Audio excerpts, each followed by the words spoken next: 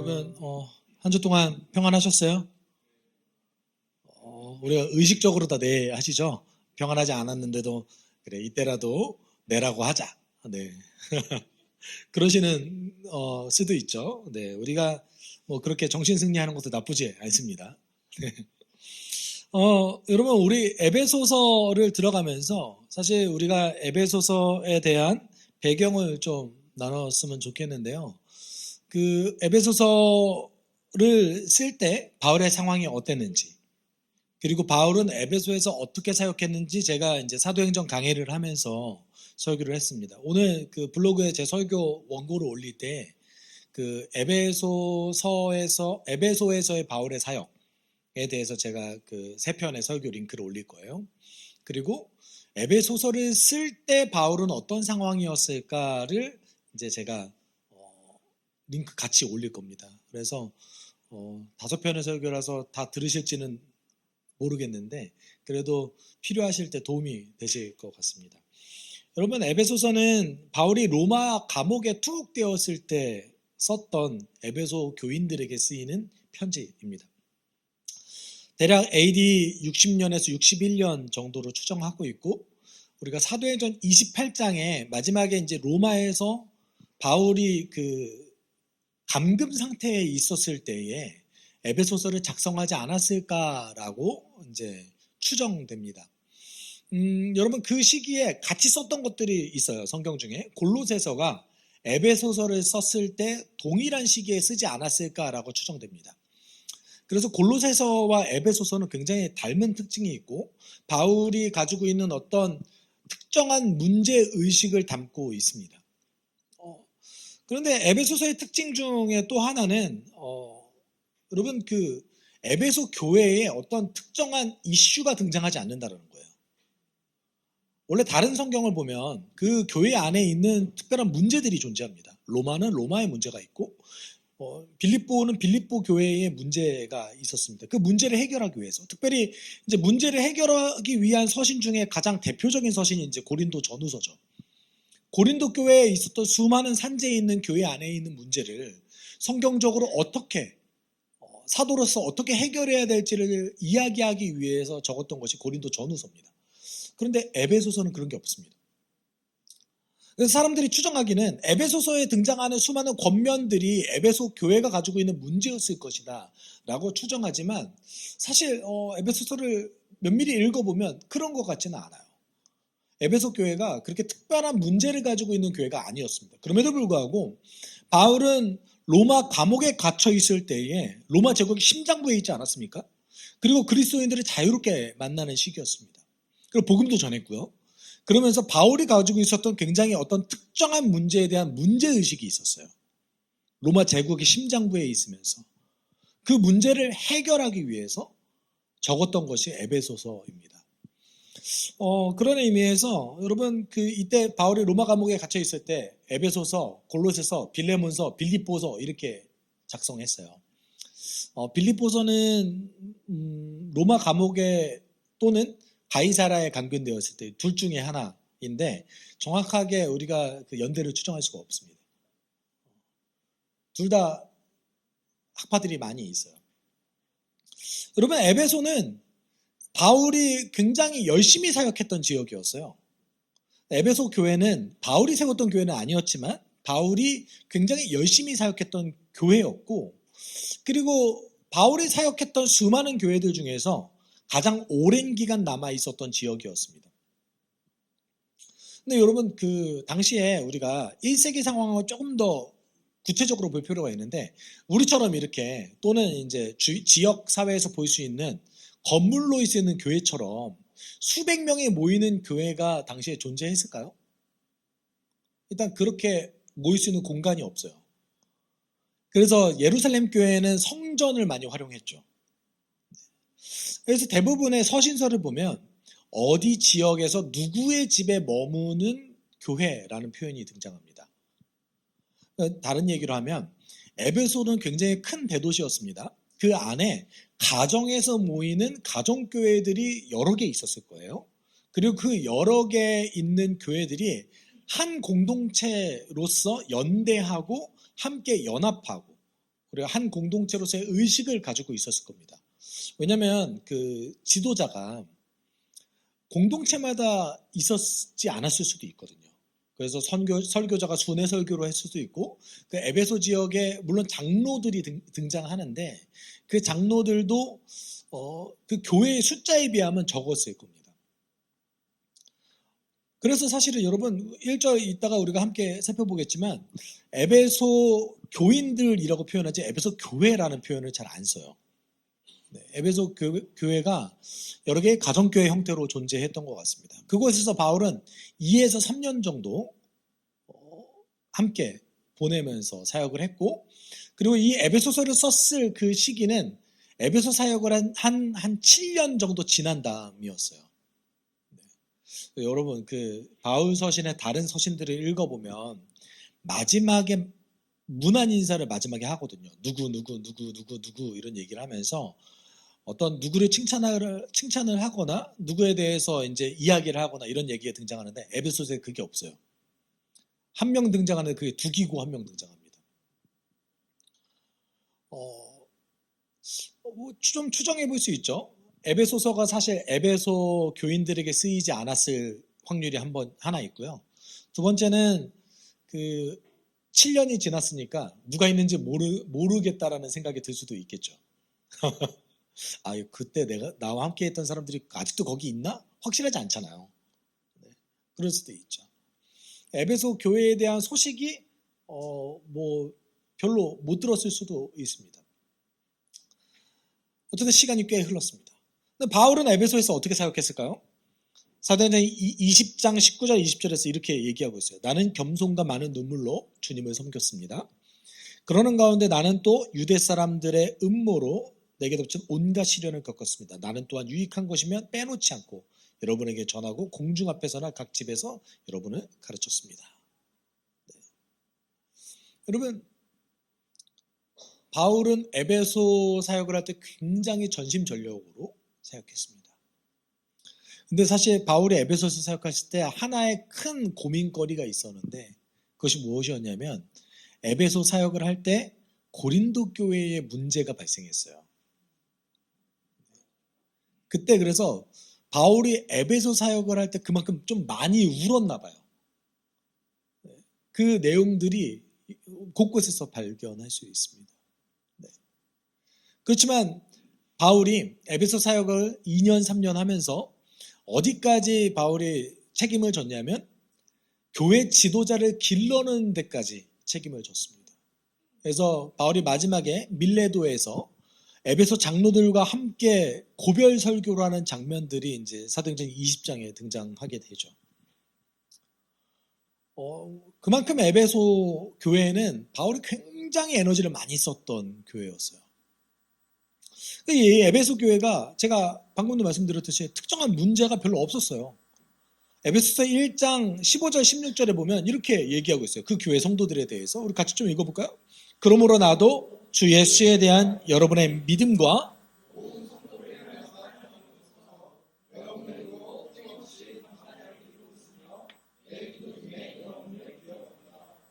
여러분 지금 여전히 에베소 교회 교인들이 어떤 사람들이래요? 믿음과 성도를 향한 사랑을 가지고 있는 교회였어요. 에베소 교회는 건강성을 유지하고 있었던 교회들이었습니다. 그럼에도 불구하고 바울은 왜 에베소서를 썼을까요? 바울이 가지고 있었던 어떤 특정한 문제의식 때문이었는데 그것이 무엇이었냐면 로마 제국 전체를 지배하는 이데올로기 그리고 우상숭배와 그 세계관과 문화가 그리스도인들에게 굉장히 큰 영향력을 미치고 그리고 그리스도인의 삶을 파괴할 수 있다라는 문제의식 때문이었습니다. 여러분 우리로 따져볼까요? 우리가 이 땅을 살아가고 있을 때 살아가는 수많은 세계관들, 특별히 자본주의 시스템, 그것이 그리스도인의 삶을 어떻게 파괴할 수 있는지 우리는 너무 조금만 눈을 돌려서 확인한다면 인식할 수 있습니다. 네. 여러분 당시에는 에베소 지역에는 두 개의 가장 큰 대표적인 문제의식, 바울이 문제의식을 가지고 있었던 두 개의 어떤 이슈들이 있었는데 에베소 도시에 있었던 것이었습니다. 첫 번째는 아르테미스 신전이 있었어요. 그게 로마 제국 전체에서 가장 큰 신전이었어요. 그래서 고대 7대 불가사의 중 하나였습니다. 그만큼 컸어요. 인간이 이걸 어떻게 건축하지? 할 정도의 크기였던 거예요. 물론 이것이 이제 북방민족의 침입 이후에 이제 무너져서 지금은 터만 남았지만 그 터로도 굉장히 큽니다. 여러분 아테네 신전 중에 굉장히 유명한 신전 하나 있죠. 가보신 분 계십니까? 파르테논 신전이었나요? 제가 지금 이름이 정확하게 기억이 안 나는데 맞죠? 네, 그 신전의 4배 이상이었다고 해요. 터만 남은 게. 그러면 실제 그 크기는 더 컸을 수도 있겠죠. 그래서 그 아르테미스 신전은 에베소의 가장 큰 자랑이었어요. 에베소에 살아가고 있는 사람들은 아르테미스 여신이 우리 도시를 만들었다고 생각했습니다. 그래서 그 신전을 중심으로 온갖 마술, 주술, 우상 숭배들이 가득했습니다. 그러니까 그거 자체가 그 도시의 문화였어요. 그래서 우상 숭배가 그 시절에 가장 큰 문제 중에 하나였죠. 에베소에 있는 문제 중 하나였습니다. 그런데 이게 어떤 문제와 결합되어 있냐면 당시의 우상 숭배는 하나의 문화였어요. 콘텐츠를 소비하기 위한 하나의 문화였습니다. 그 두 번째는 어떤 문제를 갖고 있었는 황제 숭배 사상이었습니다. 여러분 프리엔의 비문이라는 한 비문에 이런 문구가 있습니다. 황제의 탄생은 이 황제가 아우구스투스 황제예요. 옥타비아누스라는 최초의 로마 황제입니다. 황제의 탄생은 온 세상을 위한 복음의 시작이다.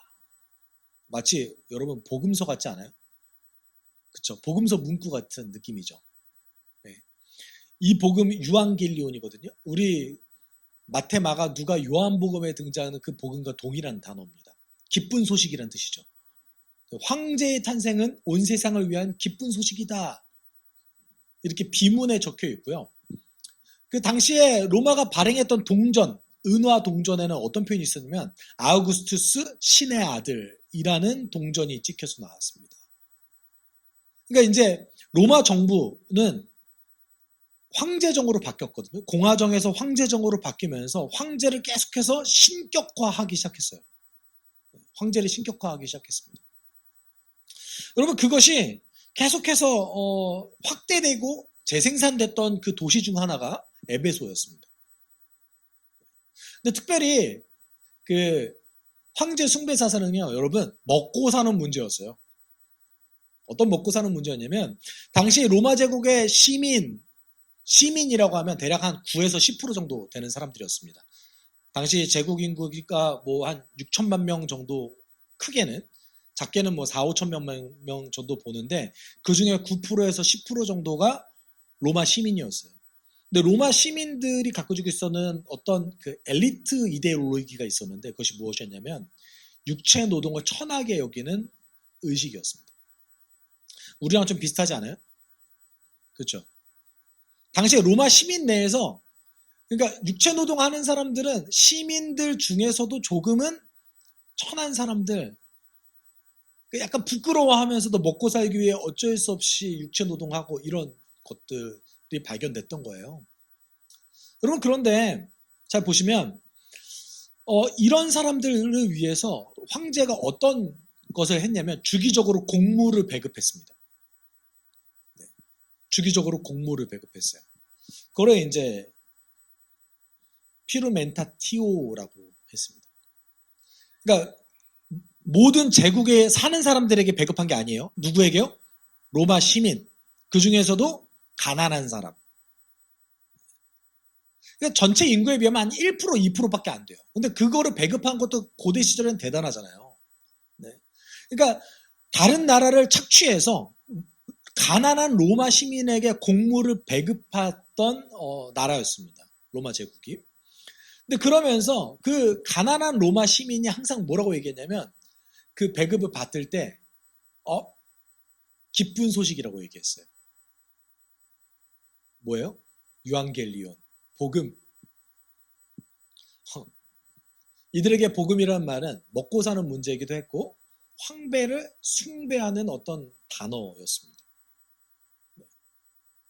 여러분,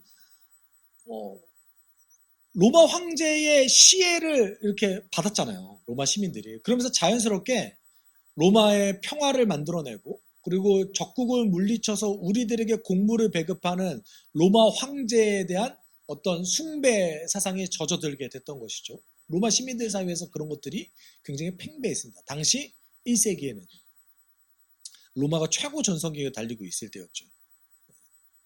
다른 얘기로 하면 여러분, 아르테미스 우상 숭배는 지배 이데올로기 또는 세계관이었습니다. 그리고 황제 숭배 사상은 먹고 사는 문제였습니다. 이게 이제 황제제 숭배가 어디까지 발전했냐면,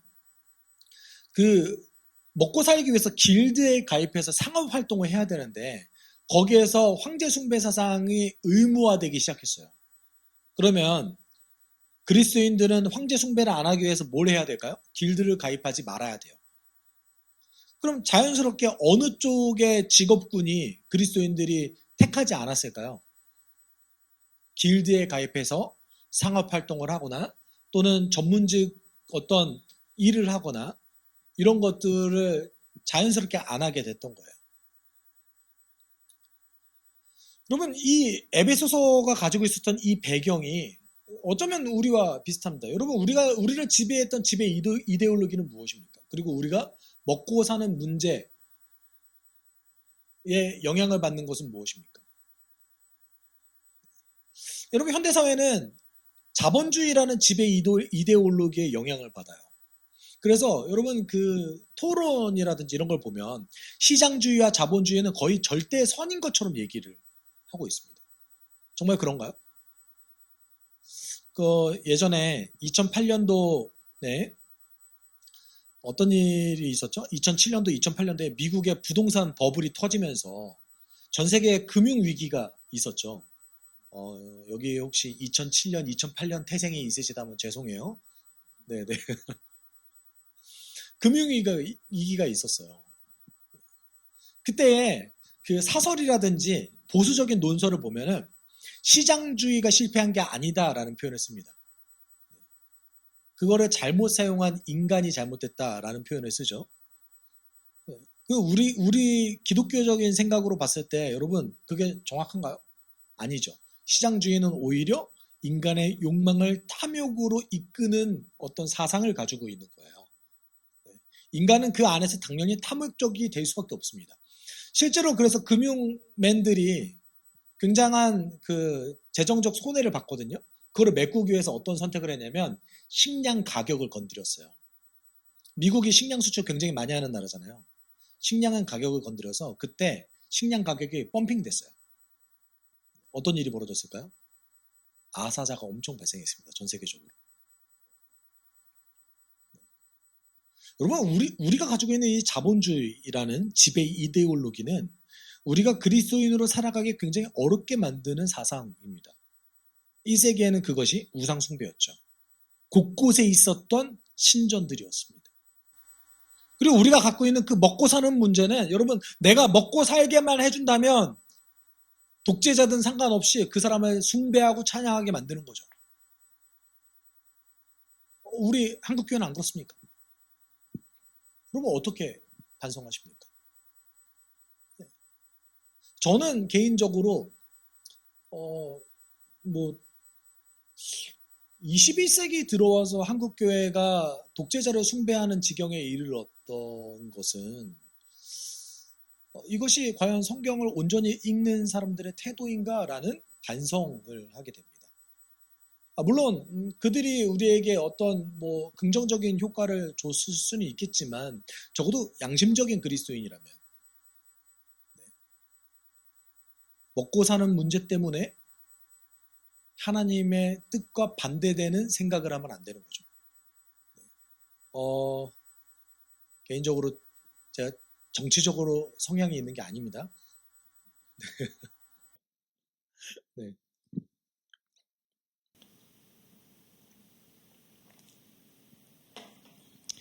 여러분, 이런 의미에서 에베소서는 지금 현재 우리가 굉장히 영향을 받는 어떤 대표적인 어떤 그 지배 이데올로기와 먹고 사는 문제 안에서 우리를 다시 한번 하나님의 복음으로 살아가게끔 도움을 주는 성경입니다. 그래서 에베소서를 도대체 바울이 왜 썼을까? 한 세 가지 부분에서 바울이 다시 한번 그리스도인들이 생각해 봤으면 좋겠다, 상기시켰으면 좋겠다라고 얘기하는 것들이 있습니다.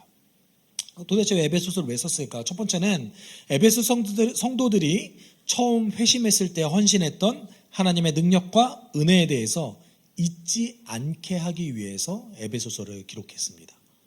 다른 얘기를 하면 오늘 본문 속에 등장하는 하나님의 은혜와 하나님의 평화를 잊지 않게 하기 위해서. 여러분, 그리스도인들 삶 가운데 왜 감사가 없습니까? 왜 감사가 없나요? 우리가 어떤 걸 받았는지 몰랐을 때 감사가 없는 거예요. 그래서 에베소서는 2장 전체에서 우리가 어둠에서 빛으로 왔고 우리가 어떤 존재인지 우리의 영적 형성에 대해서 굉장히 깊게 다루고 있습니다. 여러분, 우리가 풍성한 삶의 기초라는 제자 훈련을 하죠. 그 풍성한 삶의 기초가 에베소서 2장 1절에서 10절까지를 토대로 만들어진 제자 훈련입니다. 그만큼 에베소서는 개인의 영적 형성에 대해서 굉장히 큰 관심을 가지고 있습니다. 그뿐만 아니라 두 번째 이유가 있는데 우리 좀 같이 읽어볼까요? 그리스도 안에서 온 세계를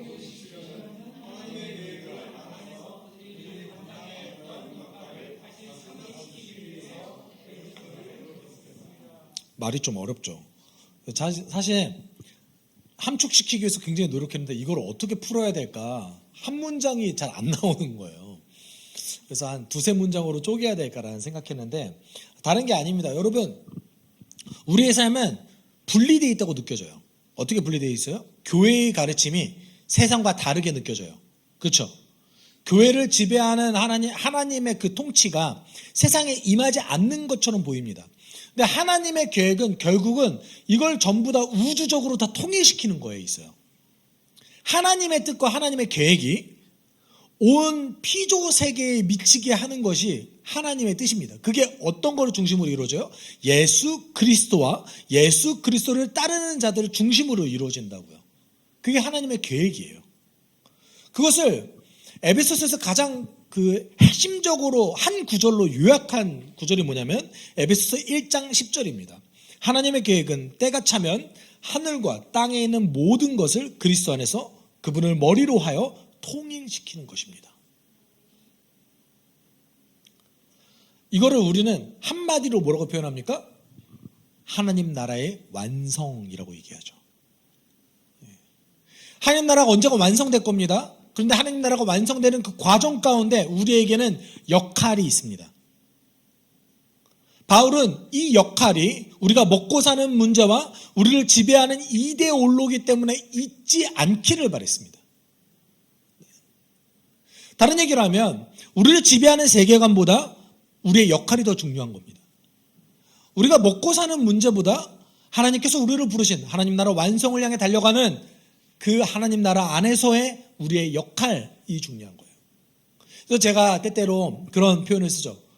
우리의 역할을 발견해야 된다. 교회 안에서든 교회 밖에서든 우리의 역할이 있다. 대단한 것은 아니라도 우리의 역할이 있습니다.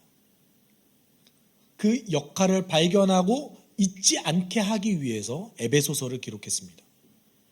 다른 얘기를 하면 여러분, 이 에베소서의 기록 목적을 우리가 이제 에베소서 강해를 하면서 하나하나 다 살펴본다는 얘기인 거죠.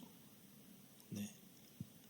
세 번째는 하나님의 은혜 계획 안에서 성도들에게 부과되는 윤리적 책임을 상기시키기 위해서였습니다. 여러분, 우리는 하나님 나라 안에서 역할이 있습니다. 근데 그 역할을 맡은 자는 무엇이 반드시 필요하냐면 따라해 봅시다. 자격이 필요합니다. 여러분, 하나님 나라의 원칙은 어떤 역할을 맡겨서 자격을 갖추게 하는 것이 아닙니다. 자격이 있는 자가 역할을 하는 겁니다. 물론 완벽하지 않죠. 완전하지 않습니다. 그럼에도 불구하고 자격을 갖춘 자가 주의 일을 하는 겁니다. 그런 의미에서 그 숲속교회 양육을 살펴보시면 우리가 숲교회까지 입양되는 과정 가운데서 한 2, 3개월 걸려요.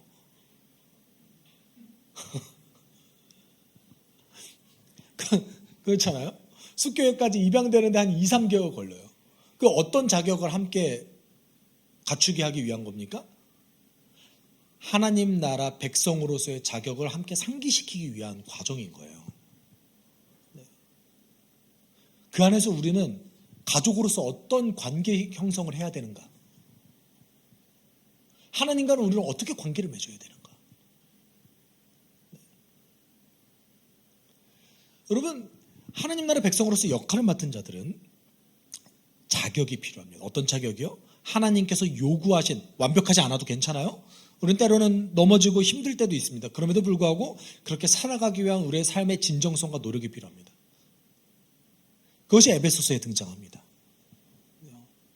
여러분, 그래서 에베소서가 바울이 썼던 모든 편지들 중에서 가장 그 영적 세계에 대해서 가장 많이 논하고 있어요. 하늘의 세계에 대해서 가장 많이 논하고 있고요. 하나님 나라에 대해서 가장 많이 논하고 있는 서신입니다. 바울은 이 일을 위해서 계속해서 에베소서를 썼습니다. 굉장히 6장밖에 안 되는데 이걸 다 썼어요. 6장밖에 안 되는데. 사실 개인의 영적 형성에 대해서는 로마서도 관심이 있습니다. 그래서 로마서도 13장 동안 개인의 영적 형성에 대해서 기록하고 있는데 그거를 에베소서는 몇 절로 함축했어요? 10절.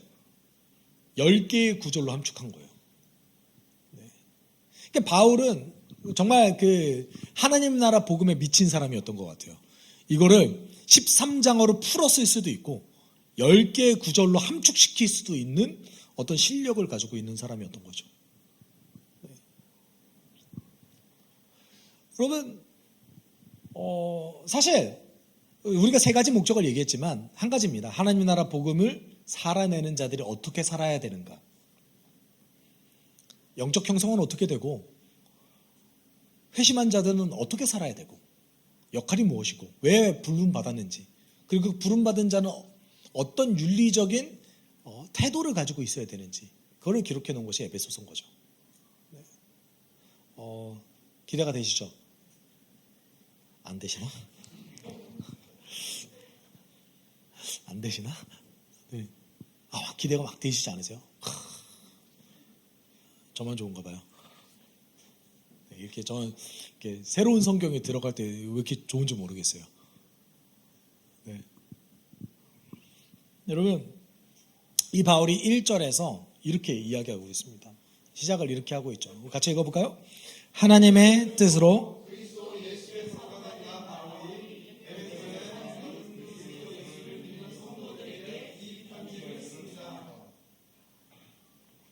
바울 스스로가 자기를 어떻게 소개하고 있죠? 그리스도 예수의 사도가 된 나 바울 이런 표현을 씁니다. 네. 그리스도 예수의 사도. 여러분 사도라는 표현은 누구로부터 부름받은 자라는 뜻입니다. 그럼 여러분 사도로서 불렀잖아요. 그러면 바울을 사도로 부른 분이 누구예요? 예수님. 그리고 뜻하신 분은 누구예요? 하나님의 뜻에 의해서 예수께서 바울을 사도로 불렀다라는 뜻입니다. 네. 여러분 그 누가복음에 보면 예수께서 사도를 이렇게 부르시는 장면들이 등장합니다. 제자들 중에서 하루 동안 예수께서 밤새 금식기도 하시고 그 중에 많은 제자들 중에 12명을 부르셔서 사도로 임명하시는 장면이 등장합니다.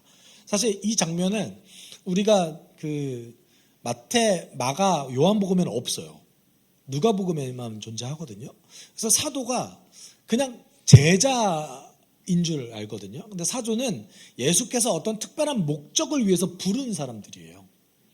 근데 바울은 사도의 어떤 뭐랄까요? 사도가 어떤 역할을 하는 사람인가라고 이야기하기 시작하는데 바울이 얘기했던 사도는 어떤 하나님으로부터 굉장히 특별한 권한을 위임받아서 하나님의 뜻이 교회에서 이루어지도록 기초를 놓는 사람이었어요. 이거를 다르게 이야기하면 예수 그리스도를 머리로 삼는 교회를 만들기 위해서 기초를 쌓는 사람들이 누구냐면 사도예요. 그래서 후에 이제 에베소서를 보면 알겠지만 선지자와 사도 위에 세워졌다라고 표현하고 있습니다. 어디가요? 교회가. 그리고 바울은 한 가지 더 중요한 역할을 부여받았죠. 그것이 무엇이냐면 갈라디아서 1장 16절에 등장하는 이방인의 사도였다라는 거예요. 그러면 이방인의 사도로서 바울이 에베소에다가 편지를 보냈어요. 에베소는 이방인들이 주축을 이룬 교회였거든요.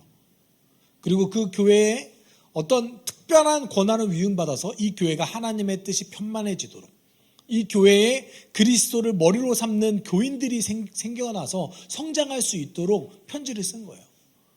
네. 그러면서 이렇게 얘기하고 있죠. 누구에게 편지를 썼대요? 저는 이렇게 의역할 수 있을 것 같거든요. 에베소에 하나님의 거룩한 사람들과 그리스도 예수 안에서 충성된 자들에게 편지 썼습니다. 이거를 이제 굉장히 간단하게 번역하면 성도와 신자들이라는 표현이에요. 네. 성도, 거룩한 자들이라는 뜻이잖아요. 그렇죠? 신자, 신실한 자들, 충성된 자들이라는 뜻이잖아요. 네. 또는 믿는 자들. 여러분 여기서 얘기하는 그 믿음이라는 피스티스라는 단어는 우리 여러분 믿는다라는 단어를 여러분 어떻게 생각하세요? 안다? 물론 사전적으로는 안다, 받아들인다 이런 뜻을 갖고 있습니다. accept를 사용할 수 있어요. 그런데 여러분 이렇게 생각하시면 될 것 같아요. 그 생각과 행동을 분리해서 바라봤던 것은 17세기 이후의 전통입니다. 그러니까 1세기에는 생각과 행동을 분리하지 않았어요. 그런 의미에서 여러분 그 성경에서 얘기하는 믿음이라는 단어는 사실 충성으로 번역할 수 있습니다. 어떤 충성이요? 하나님 나라 왕으로 오신 예수께 충성을 바치는 것, 이게 뭐예요? 이게 믿음이에요. 바울은 어떤 사람들에게 편지를 쓴 거예요? 하나님으로부터 역할을 받은 사람들과 그리고 예수께 충성을 바치는 자들에게 편지를 쓴다라고 표현한 겁니다. 여러분 성도라는 단어가 출애굽기 22장 31절을 기초하고 있는 단어인데 하나님께서 이집트의 포로로 살고 있는 자들을 하나님의 백성으로 불렀다라고 표현하고 있습니다. 너희는 나를 섬기는 거룩한 백성이다 라면서 이 거룩한 백성이라는 단어를 하나님께서 처음 쓰세요. 이스라엘 백성들에게. 그러면서 이스라엘 백성들에게 어떤 역할을 부여하세요. 그게 무엇이에요? 내 뜻을 따라 행하고 제사장 민족이 되라 였습니다. 그러니까 성도라는 단어 자체는 어떤 것을 뜻하고 있어요? 하나님께로부터 부름받아서 어떤 특별한 역할을 부여받은 자들, 이런 자들은 어떤 자들입니까? 그리스도께 충성합니다. 하나님께로부터 역할을 받은 자들은, 그래서 거룩한 백성으로 구별된 자들은 누구에게 충성해요? 그리스도께 충성합니다.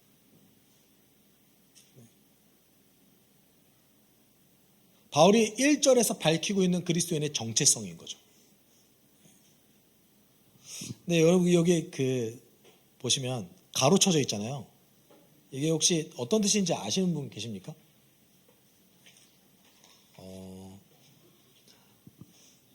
성경에 이제 가로가 쳐져 있다는 것은 1세기에서 3세기에 등장하는 사본 중에 가장 중요한 사본으로 여겨지는 알렉산드리아 근처에서 발견된 사본들이 있어요.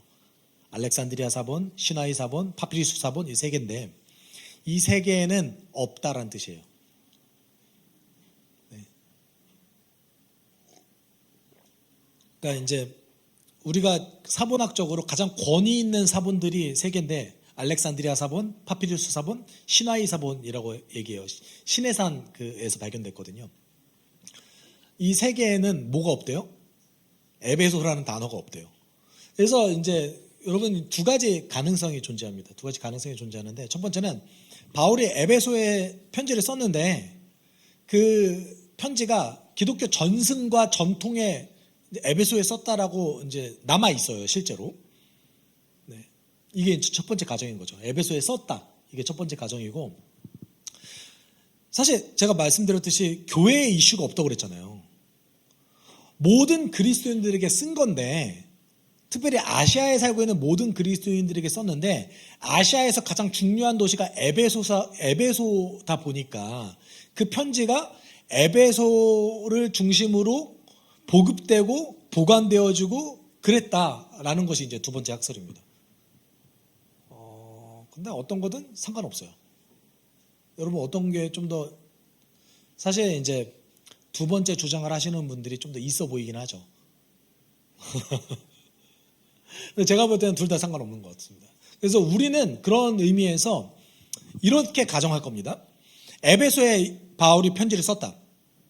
그런데 에베소 교인뿐만 아니라 그 근처에 있는 아시아 지역에 살고 있는 모든 그리스도인에게도 쓴 편지다 라고 가정하고 함께 이제 해 나갈 겁니다. 그리고 2절에 바울이 또 이렇게 얘기하고 있죠. 같이 읽어볼까요? 우리 아버지 하나님과 주 예수 그리스도께서 내려주시는 은혜와 평화가 여러분에게 있기를 빕니다. 여러분 여기서 바울이 이렇게 얘기해요. 은혜와 평화가 여러분에게 있기를 빕니다 라고 표현합니다. 그러면 은혜는 무엇이고 평화는 무엇입니까? 여러분 성경은요 이렇게 모호한 단어를 기록하지 않아요. 어떤 특정에서 정의 내릴 수 있는 이야기를 하거든요. 우리가 이해할 수 있는 선에서. 여러분 은혜라는 표현은 하나님께서 우리를 위해서 하신 모든 일이 은혜라는 표현을 씁니다. 그래서 사실은 제가 은혜라는 표현을 조심해서 사용하지만 우리가 이렇게 많이 사용하잖아요. 은혜 받았어? 네. 여러분 은혜로우시죠? 네, 뭐 이런 표현 많이 썼잖아요 우리가. 그렇죠? 그 은혜 받았다라는 표현 가운데 몇 가지 가정하는 것들이 있죠. 네. 감동을 받았다. 이 예배가 참 좋았다. 이것도 하나님께서 주신 것이기 때문에 은혜 맞아요. 하나님이 하신 일이잖아요. 그런데 우리가 이걸 기억해야 돼요. 성경에서 기록한 은혜라는 단어는 반드시 무엇을 중심으로 이루어지냐면 그리스도를 중심으로 이루어지는 이야기입니다. 여러분이 기도 응답을 받았어요. 그래서 여러분 이렇게 얘기하시잖아요. 내가 하나님의 은혜를 입었다. 하나님이 해주신 거다. 근데 여러분이 어떤 것을 해달라고 했는데 하나님께서 들어주신 것 같아요. 근데 그게 그리스도와 별 관련이 없어요. 그러면은 우리는 이게 하나님께서 하신 건지 하나님께서 하시지 않은 게 어떤 사회적 현상인지 분별할 수가 없어요. 여러분 그 영역을 누가 가장 깊이 있게 다뤘냐면 조나단 에드워즈라는 사람 아세요? 미국의 1차 영적 대각성을 이끌었다라기보다는 그 사람을 통해서 하나님이 사용하셨다가 더 맞겠죠?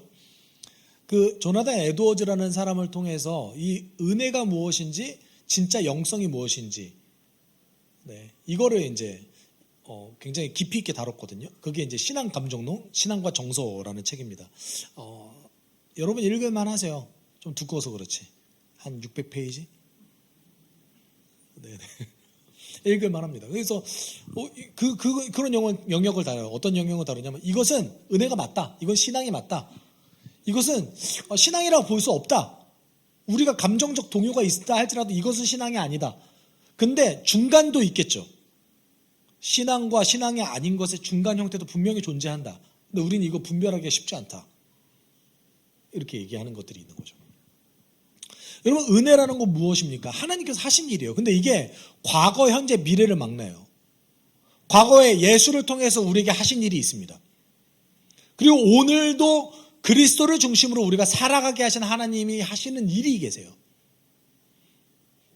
그렇죠? 우리가 지난주 말씀 보면 어떻게 얘기했어요? 우리가 그리스도 때문에 모욕을 당한다면 우리가 지금 그리스도의 고난을 공유하고 있는 겁니다라는 표현이 있습니다. 우리가 예수 때문에 어려움을 겪는 거라면 우리가 그리스도의 고난을 공유하고 있는 겁니다.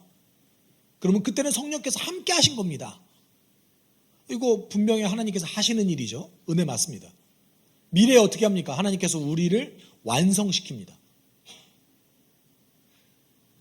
은혜라는 것은 하나님이 하신 일과 관련되어 있어요. 평화는요? 내 마음이 평안한 거? 아니요. 이 은혜가 내 삶에 적용되는 거예요. 관계가 회복되어지는 거예요. 여러분, 예수께서 십자가의 죽으심으로 우리 삶 가운데 관계를 회복시키셨어요. 화해시키셨다고요. 평화는 화해가 내 삶 가운데 적용되어지는 겁니다. 용서할 수 없는 사람은 용서하게 되어지고, 용납할 수 없는 수많은 것들이 용납되어지고, 하나님의 평화가 내 삶을 지배하는 거죠. 깨어진 관계들이 점점 더 회복되어지는 것들을 누리는 것과 관련되어져 있습니다. 근데 우리가 이 은혜와 평화라는 단어를 보통 어떻게 사용했죠? 굉장히 개인적인 단어로 사용해 왔어요. 그렇지 않다는 겁니다. 바울은 이 은혜와 평화라는 이 하나님께서 주시는 은혜와 평화가 우리 삶 가운데 가득하기를 기대했습니다. 그리고 소망했습니다. 저도 여러분이 우리가 에베소서를 함께 쭉 나누면서 하나님이 하시는 일을 경험하고, 그리고 하나님께서 회복시키셨던, 예수께서 회복시키셨던 그 관계의 회복을 누리는 시간들 되길 소망합니다. 네. 여러분, 지금 이 순간 우리가 함께 기도했으면 좋겠는데요. 우리가 함께 기도할 때 특별히 에베소서 강의를 하면서 정말 우리에게 필요한 것은 하나님의 은혜와 평화를 누리는 겁니다.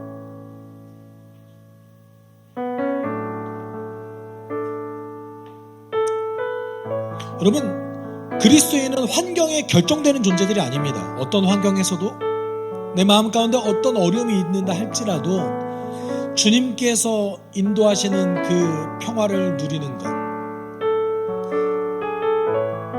내가 어려움 가운데에서도 하나님께서 일하시는 것을, 그리스도를 중심으로 일하시는 것을 경험하는 것, 그것이 그리스도인의 삶입니다.